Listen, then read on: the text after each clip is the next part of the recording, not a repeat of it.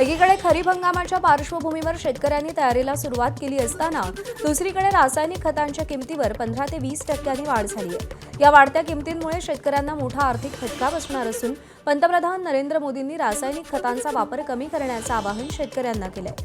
धुळे जिल्ह्यात खरीप हंगामात कपाशीचं सर्वाधिक उत्पन्न घेतलं जातं। कपाशीसाठी रासायनिक खतांचा वापर देखील शेतकऱ्यांकडून मोठ्या प्रमाणावर केला जातो। मात्र वाढत्या किमती या शेतकऱ्यांची डोकेदुखी ठरणार असून पुढील काही दिवस रासायनिक खतांच्या किमती या वाढत्या राहणार असल्याचं सांगण्यात येत आहे। शेतकऱ्यांकडून व्यापाऱ्यावर प्रेशर राहणार आहे। कृषी अधिकाऱ्यांचं देखील प्रशासनाचा देखील व्यापाऱ्यांवर प्रेशर राहणार आहे। यावेळेस तो दुही मनस्थितीत व्यापारी आज फसलेला आहे। त्याची चूक नसताना काही ठिकाणी जुन्या भावाचा खत आहे, दर येणाऱ्या रॅकला रेट वाढता येते, रेट वाढलेले आहेत, वाढतात। जुन्या आणि नव्या भावामुळं हा सगळा गोंधळ उडणार आहे मार्केटमध्ये।